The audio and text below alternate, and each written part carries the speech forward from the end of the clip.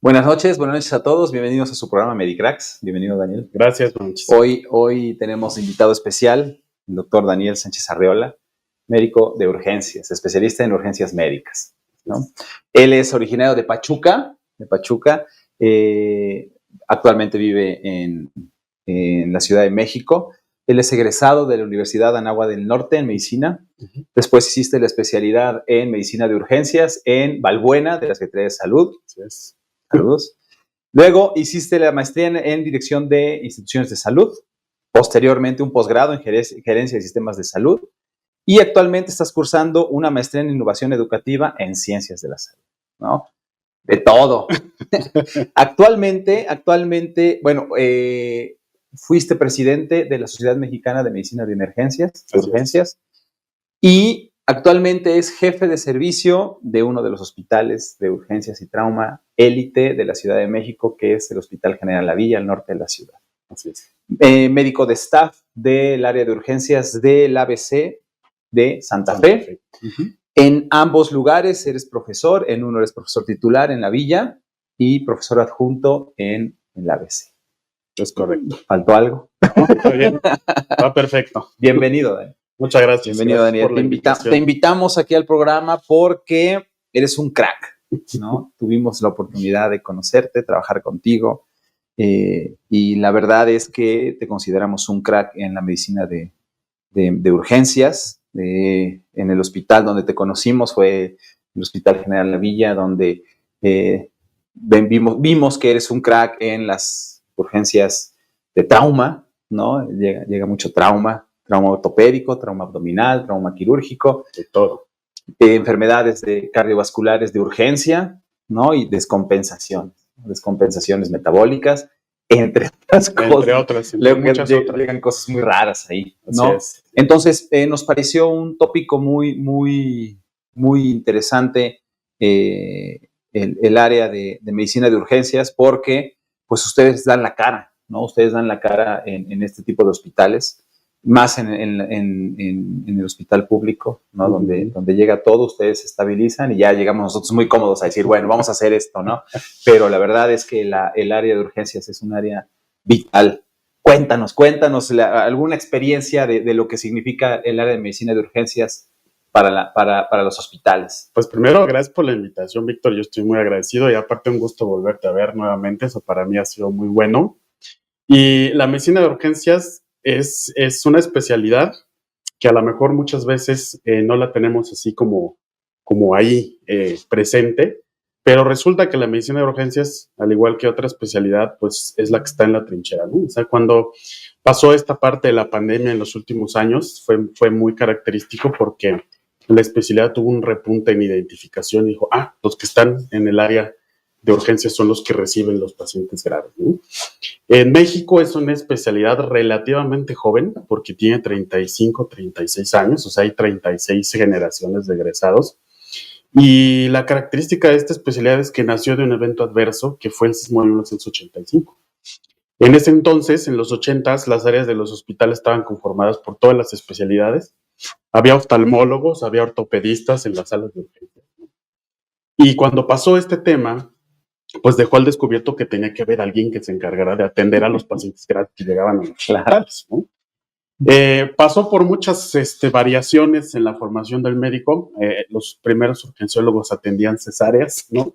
Operaban pacientes, hacían laparotomías, pero poco a poco la evolución de la especialidad fue dándole ese perfil al urgenciólogo como un médico que resuelve en una fase aguda. Y hoy sabemos que pues gran parte del pronóstico de un paciente depende de los primeros minutos, ¿no? Claro. O sea, el cardiólogo no está en urgencias, el neurólogo no está en urgencias. Cuando hablamos de enfermedades tiempo dependientes, pues lo tiene que recibir alguien. Y ha sido una experiencia muy grata. El Consejo Mexicano se formó también con la misma antigüedad. Y bueno, pues hoy la medicina de urgencias está prácticamente en muchos lados. España acaba de formalizar después de tantos años su especialidad de medicina de urgencias. Apenas, después de tanto tiempo. Y bueno, pues es un referente muy importante en la especialidad. Y México es un referente muy importante porque es el país más antiguo en formación de especialistas en urgencias, a diferencia de muchos otros, ¿no? Entonces, pues es un área de choque, es un área difícil. Y hay un dicho que dice, la medicina de urgencias no la escoge uno, te escoge a ti. A ver, cuéntanos, porque fíjate fíjate que la gran mayoría de nuestras generaciones, ¿no? Que somos contemporáneos acá con el doctor y Sí. con la gran mayoría de nosotros cuando entraba a la facultad de medicina, pues soñábamos, ¿no? Con el rockstar, ¿no? Y siempre buscamos o el área clínica o el área quirúrgica. Claro. Medicina de urgencias es un híbrido, ¿no? Porque tienes que resolver, o sea, si tienes que resolver algo, lo tienes que resolver ahí sin esperar al cirujano que pues tarda mucho en flotar y bajar, ¿no? Entonces, tú en tu caso personal estudiaste en una escuela de particular, ¿no? Uh-huh. De excelente calidad. Y básicamente esas escuelas nos decantan hacia dos áreas, hacia dos polos, ¿no? Yin o Yang. Así es. En tu caso, ¿qué fue lo que decidió? Y cuéntanos la experiencia de por qué medicina de urgencias. Por eso todos dicen que fue lo que me pasó. Porque yo estudié en una escuela privada y dicen que un día me caí, tuve un golpe en la cabeza y dice medicina de urgencias. No, lo que pasa es que la medicina de urgencias es un estilo de vida, es una realidad. El médico especialista en medicina de urgencias, como bien lo dices, es un híbrido, ¿no? Debe tener la capacidad de resolver los problemas clínicos de un paciente, hacer procedimientos invasivos, pero hay una característica muy importante que es la toma de decisiones y el pensamiento crítico, ¿no? O sea, a diferencia de muchas especialidades, lo que no tenemos es el tiempo, o sea, no nos podemos dar el lujo de tener el tiempo y por eso tenemos que pensar. Pero a la vez también el médico de urgencias tiene otras características en su formación, que es tolerancia al estrés, ¿no? La forma de responder ante estas situaciones, porque pues vemos casos complicados todos los días.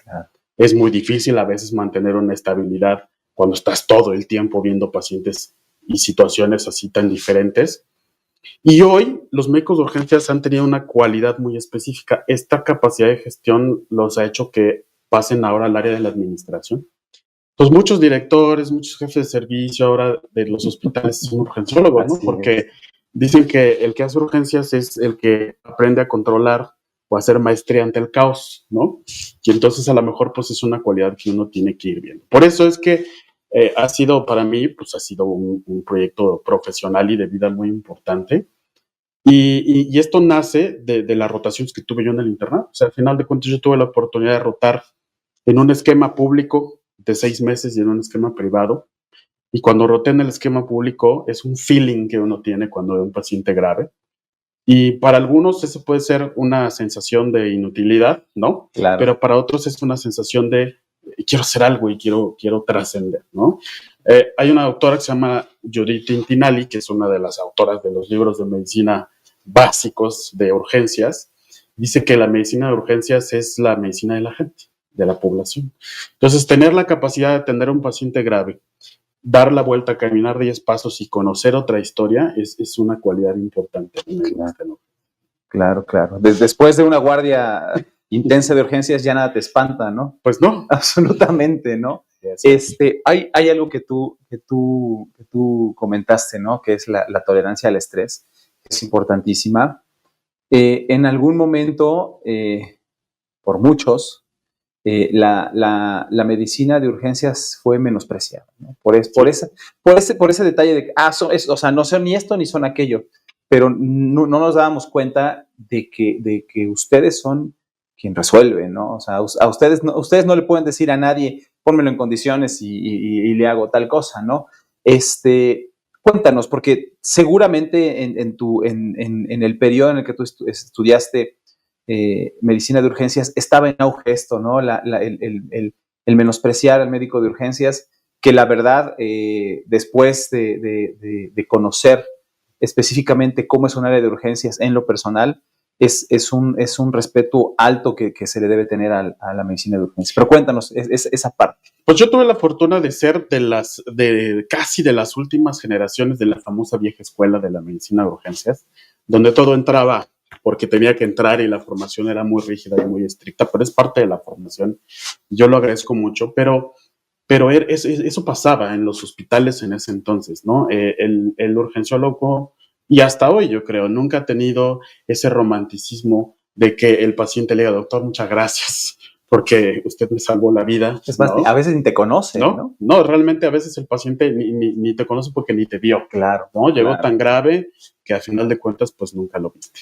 Pero es una especialidad que tiene una gratificación, yo creo que es más allá, es trascendente, es más del tema profesional, de saber que uno puede haber hecho o hizo la diferencia entre, pues a lo mejor se va a ver muy romántico y de telenovela, pero entre la vida y la muerte claro. En algunas circunstancias, ¿no? Y además de eso, bueno, que yo siempre lo he dicho, la medicina de urgencias es el momento más vulnerable de cualquier persona, ¿no? O sea, cuando tú tienes un accidente automovilístico, un infarto, un tema así, es el periodo de vulnerabilidad más importante que tiene alguien de llegar a una sala de emergencias. Hoy las cosas han cambiado un poco porque, pues, la trombolisis, el manejo de los pacientes graves, ya son temas relacionados a la medicina de urgencias, ya tiene subespecialidades, la medicina de urgencias, toxicología, se está haciendo algo por ahí en medicina de desastres, especialidades neurológicas, cardiovasculares. Entonces, bueno, todo ha evolucionado poco a poco, ¿no? Fue difícil porque, pues, evidentemente, el tener a las otras especialidades y hacer un sentido de identidad a los residentes no es nada fácil, pero muy gratificante, ¿no? Muy bien, muy bien. Esta pregunta es basada sobre las experiencias, ¿no?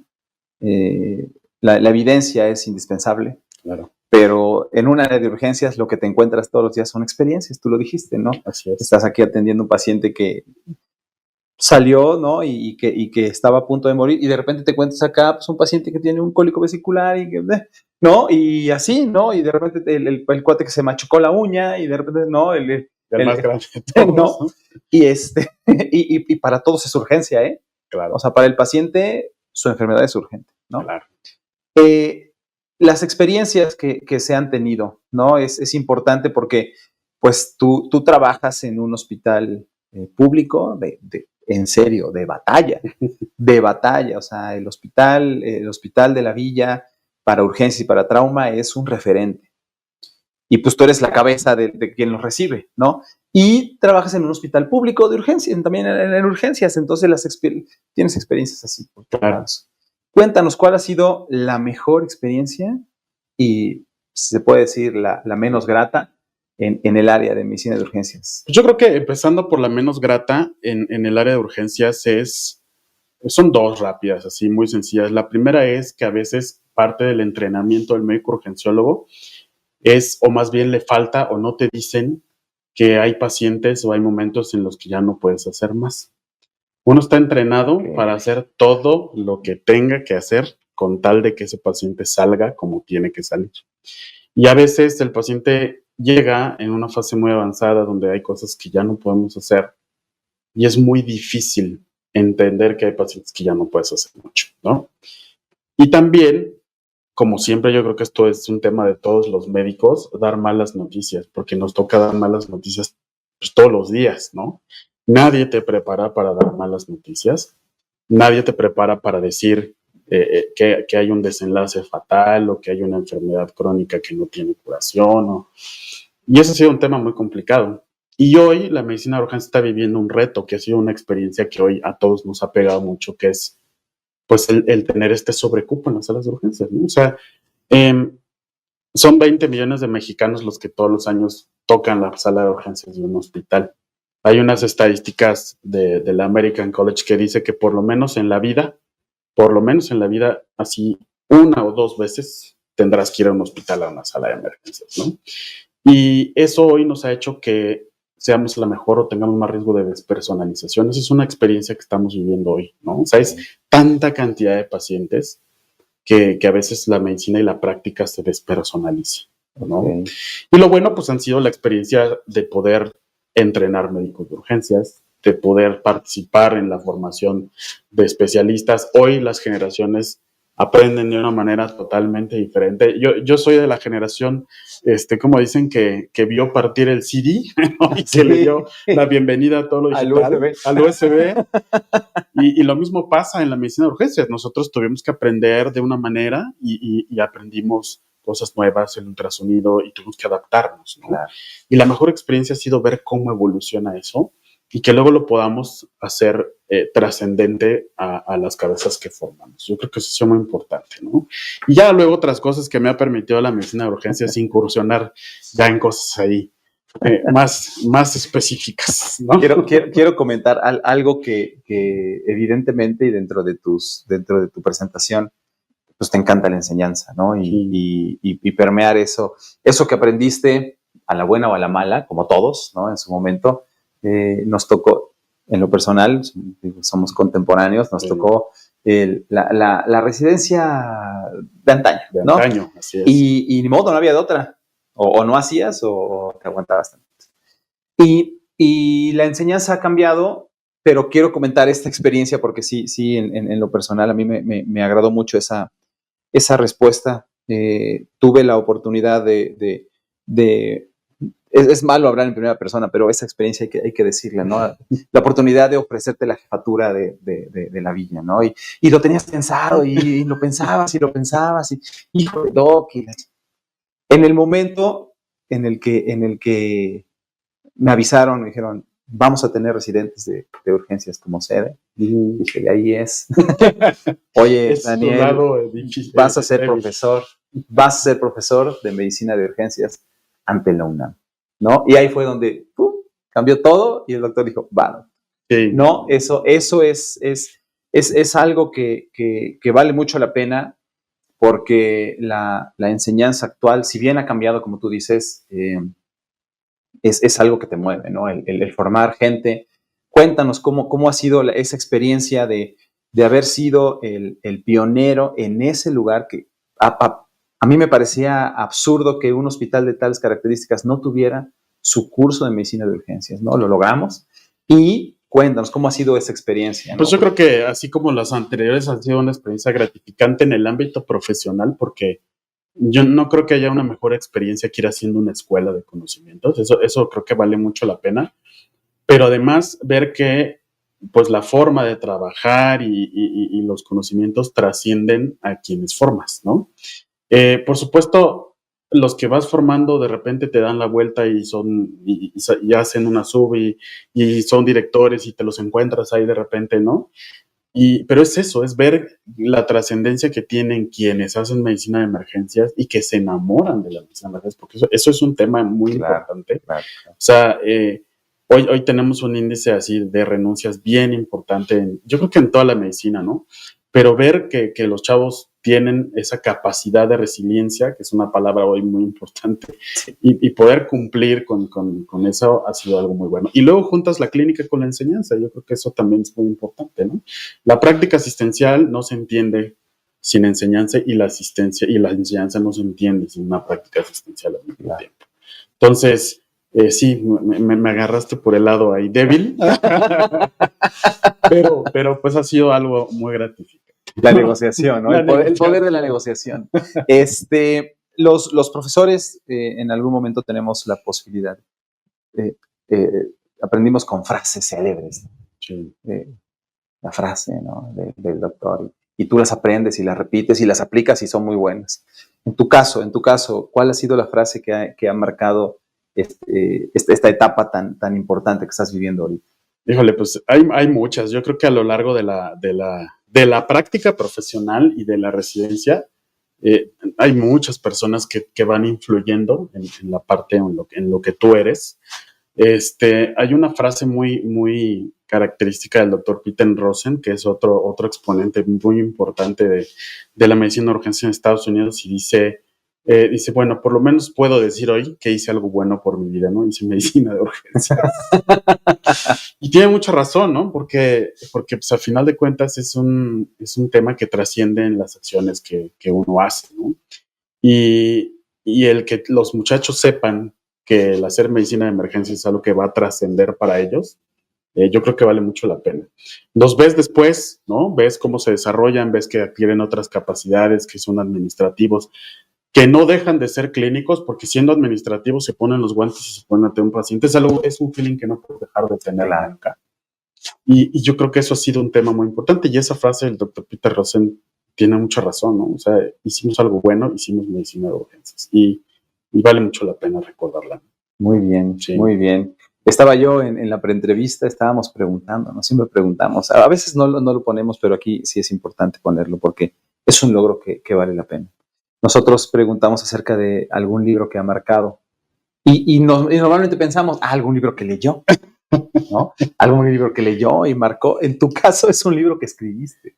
Sí, pues tuvimos la oportunidad hace algunos meses de poder sacar el primer libro formal editado.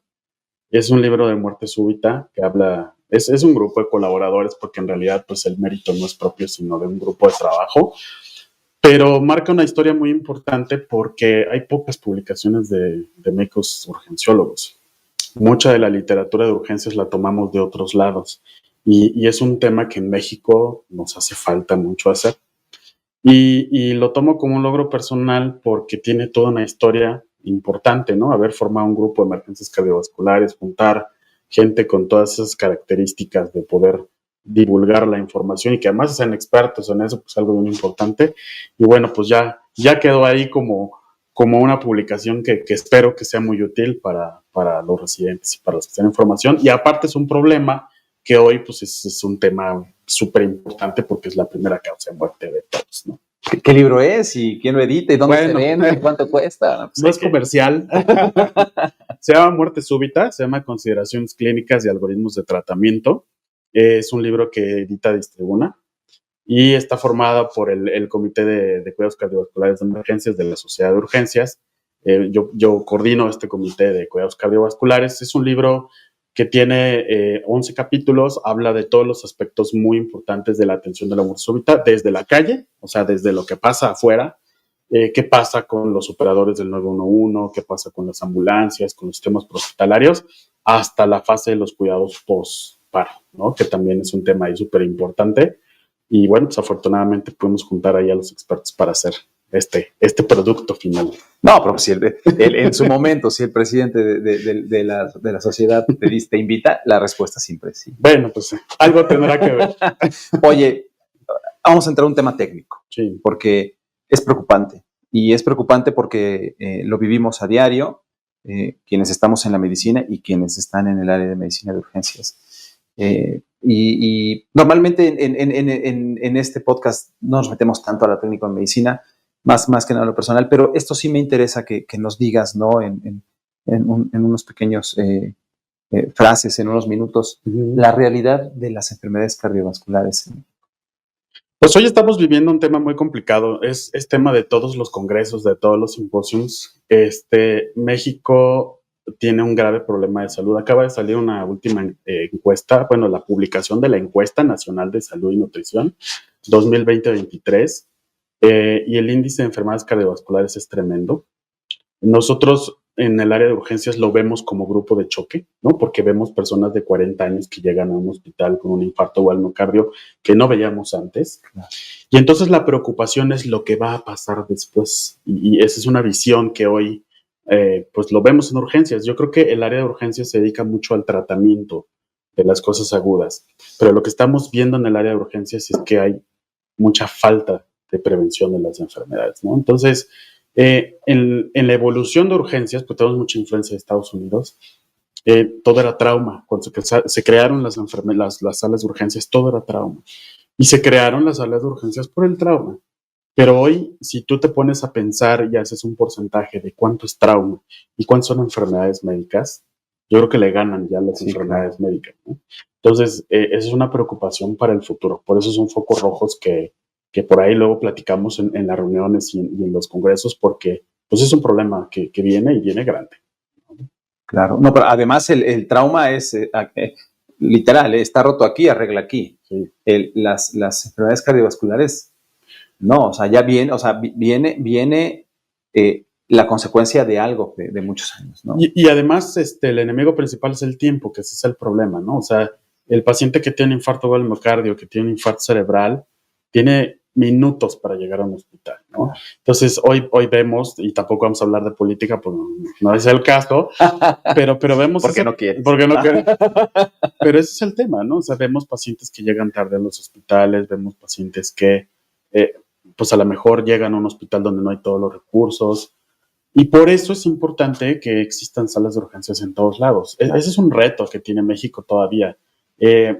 Hay un déficit más o menos como de 20,000 urgenciólogos a nivel nacional para cumplir por lo menos con todos los turnos de los hospitales de segundo nivel, ¿no? Atención, muchachos que están haciendo el ENARM ahorita en 20 días. Exactamente. Entonces, pues ahí está el reto. O sea, necesitamos más y necesitamos urgenciólogos para atacar estos problemas, ¿no? Claro. Mira, es una realidad el hecho de que no lo querías tocar, pero es cierto. No solo, o sea, tú puedes tener al mejor piloto de carreras del mundo, pero si lo subes a un Tsuru 95, pues va a ser lo mismo que alguien que maneja el mismo Tsuru y no es el mejor piloto de carreras. O sea, evidentemente la infraestructura, el material, los recursos, la logística, es lo que a veces, aunque tengas todo lo necesario o a la persona más entrenada para dar el tratamiento, si no tienes todo el núcleo donde se tiene que atender, con lo que se tiene que atender, pues el desenlace a veces es muy frustrante, ¿no? Es muy frustrante. Hablando y llegando al ENARM, que va a ser en unas 3 semanas, todos lo vivimos, todos lo sufrimos, todos pasamos por un R1, ¿no? Aquí hay Kleenex. Hay una parte que nos encanta, ¿no? Que es ya con el expertise que tienes, con la experiencia que tienes, ya siendo profesor, fuiste presidente de la Sociedad Mexicana, un crack. Con todo lo que sabes ahorita, regrésate a tu R1. A Balbuena, por Dios. Voy a llorar. Una frase o algo, un consejo que tú le darías a Daniel después de su primer fin de semana encerrado en Balbuena, que pudiera cambiar algo para bien en esa residencia. Resistencia y corazón. La medicina de urgencias, yo sé que todas las especialidades son complicadas y hay que ser resistentes, pero la medicina de urgencias hay que tener resistencia física, porque eso va a pasar. O sea, va a pasar y todos colapsamos, ¿eh? O sea, todos colapsamos y eso va a pasar. Pero cuando digo corazón me refiero a que tienes que amar lo que estás haciendo. O sea, yo creo que no hay cansancio, número de pacientes, horas de ayuno, que no valgan la pena con el resultado que tienes después, ¿no? Y entender que es un proceso de formación que dura 3 años y se acaba. Y después lo que tú desarrolles, porque además creo que así pasa, o sea, la curva de aprendizaje a veces empieza cuando termina. Cuando empiezas a trabajar tú, ¿no? Así es, no cuando estás en formación. Entonces, es difícil de entender cuando estás empezando, pero si alguien me hubiera dicho, resiste y ama lo que estás haciendo, a lo mejor es difícil, pero le encuentras ese feeling y al final, pues te das cuenta de eso. Sí, resistencia y sí, mucho corazón, ¿no? Sí. Ponerle mucha de eso que se necesita. Sí, exacto. ¿No? Para aguantar unas jornadas tan grandes, ¿no? Es admirable. Yo veo a los muchachos que pasábamos visita y veíamos a los muchachos destruidos, ¿no? Destruidos por una guardia. Y entregando y bien, ¿eh? O sea, bien. Admirable el residente que realmente se compromete con la medicina de urgencias porque él está estudiando. Destruidos pero satisfechos. Así es. Ahora vámonos más adelante, ¿no? Como tú lo has dicho, la medicina de urgencias es un híbrido y es de resistencia. Tienes que estar en tus 5 sentidos. Tienes que estar físicamente y mentalmente bien. Sí. Sin embargo, pues a nuestros 43, 44 años, eso nos va a cobrar factura en un momento, Sí. ¿no? Nos va a cobrar factura y ya no va a ser lo mismo. Y nos vamos a dar cuenta que ya no va a ser lo mismo. Sí. Yo creo que serán 15, 20 años. ¿Cómo te ves tú? ¿no? En el momento en el que tu cuerpo, tu mente, tus ojos te digan, no más. Híjole, Es hora de decirle adiós a la medicina de urgencias, al cuarto crítico. sí. Pues es una pregunta complicada porque a veces es difícil cuando uno es muy asistencial o cuando todo el tiempo está en estas cosas, hacer un proyecto de vida. Pero ese es otro consejo para los residentes. Creo que algo que no te enseñan, pero que tarde o temprano tenemos que hacer, es hacer un proyecto de vida, ¿no? O sea, todos entendemos que las especialidades quirúrgicas, que los que están en áreas críticas, tenemos una vida productiva muy corta. Y si todos quisiéramos depender 100% de nuestra vida profesional y física, pues es complicado. Claro. Yo lo digo con toda certeza y fortuna, aparte de tener la fortuna de tener una familia maravillosa, porque me veo como papá, que eso es un tema, ese es un sueño alcanzado, muy aparte de lo profesional, pues hay que incurrir en otras cosas, digo, a lo mejor no necesariamente relacionadas con la medicina, ¿no?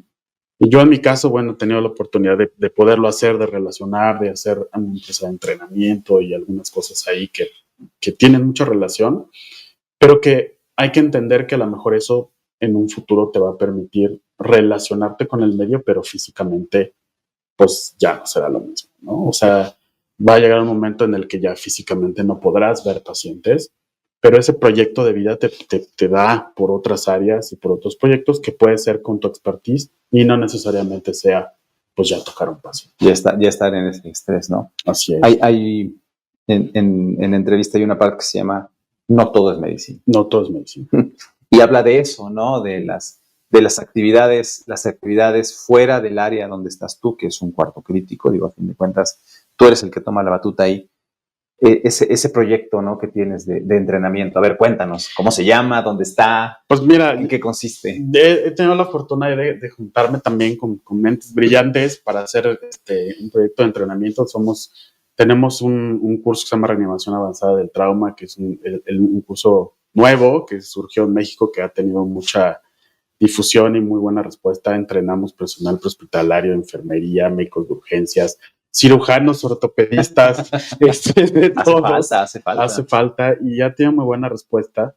Y estamos trabajando en otros proyectos. Ahorita estamos trabajando en un curso de asesoría médica para los asesores o despachadores de emergencias de los centros de emergencias, que tuve la oportunidad también por ahí de hacer un entrenamiento en eso. Y bueno, ya no es físico, ¿no? En el hospital, pero tiene que ver con la medicina de emergencias. Claro.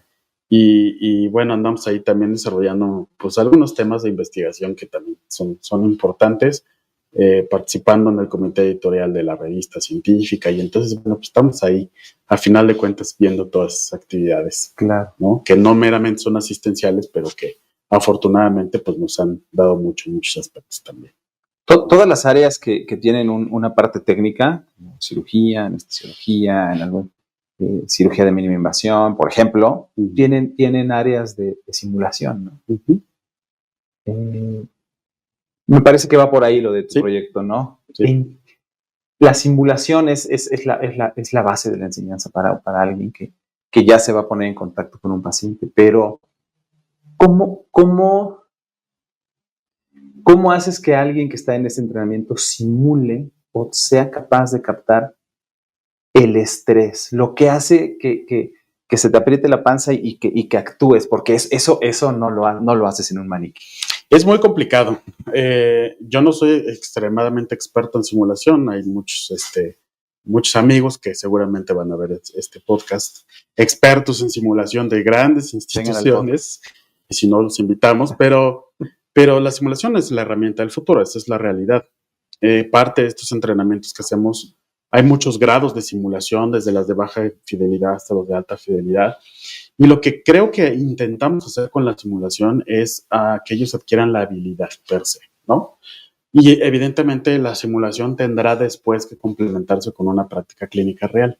Claro. Lo que ahora pasa mucho con esta formación, porque pues nosotros aprendimos en cadáveres, aprendimos haciendo disección, todavía yo me acuerdo, ¿no? Animalitos. En animalitos, el pobre cadáver llevaba 20,000 disecciones y lo seguías ocupando, sí, ¿no?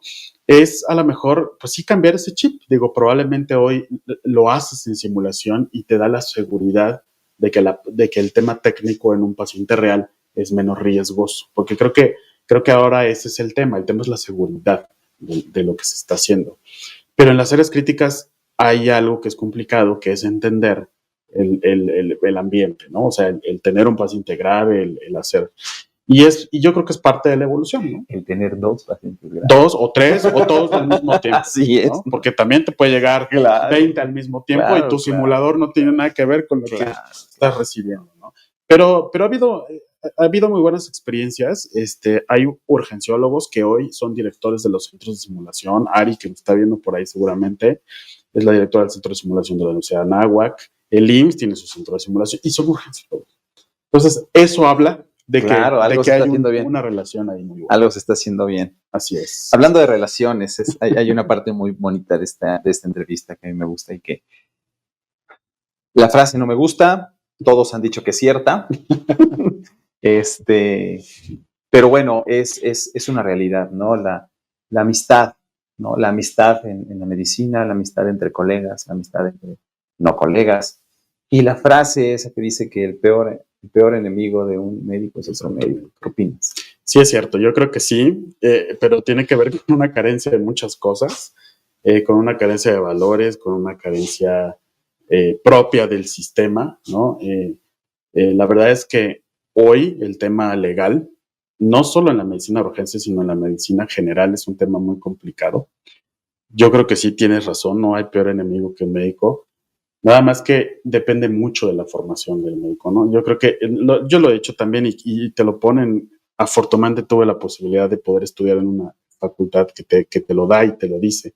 La formación no solamente es profesional, es humana, hay que conocer valores, hay que conocer principios éticos y eso es lo que te hace tomar decisiones para no caer en esos problemas, ¿no? Y más en urgencias porque te llega un paciente mal visto por alguien más y tú podrías callarte, ¿no? O podrías hacer todo el show que quisieras y decirle, señora, usted fue mal atendida, ¿no?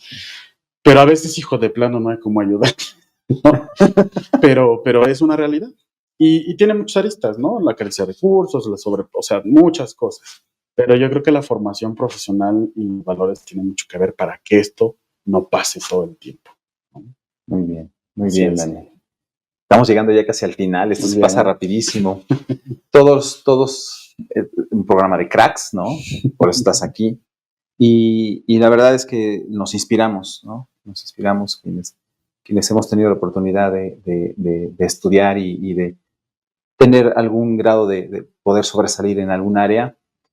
Te inspiras, ¿no? En alguien o en 2 o en 3 médicos que influyeron en tu carrera, en tu vida, ya sea profesional, personal o en ambas, que tú recuerdas y que tú dices, este cuate debería estar aquí también, ¿no? En esta mesa. ¿Quién es? ¿Quién? Cuéntanos. ¿Y por qué? Híjole, está difícil escogerlos a todos, ¿no? Porque hay maestros que te enseñan cómo debes de hacer las cosas y te enseñan cómo no debes de hacer las cosas. Correcto. A todos se les aprende, pero yo tuve muy buenas experiencias con los maestros del hospital donde hice la residencia, el doctor Aparicio y el doctor Pérez, siempre lo he dicho, han sido parte de la formación de mi parte, no la formación solamente profesional, sino la formación humana, que es muy importante. Y bueno, pues ellos siempre como maestros va a tener uno la autoridad, pero no solamente los ves como maestros, los ves como personas. Y luego te dan el ejemplo de lo que sigue más allá de la medicina de urgencias, ¿no? Que ha sido algo muy importante. Yo, gracias a esas relaciones con los maestros, con los egresados, pude participar en todos estos eventos académicos, la sociedad, todo el tema, que eso ya es más politicón, ¿no? Pero son ejemplos de gestión, son ejemplos de eso y pues yo creo que son parte importante de la formación. Ellos 2. Sí. Nombres completos. El doctor Héctor Aro Sánchez Aparicio es uno de ellos, el doctor Eric Pérez Villarreal, todos muy diferentes, todos, maestros en muchas otras escuelas y que bueno, a final de cuentas siguen activos todavía. Muy importante. Muy bien. Sí. Oye, sabemos que sabemos y vemos, ¿no? Y la verdad es admirable, ¿no? La cantidad de lugares donde te llaman para contarles tu experiencia, compartir conocimiento, ¿no? De hecho, traes jet lag ahorita. Traigo jet lag. ¿Qué sigue? ¿Qué es lo que viene?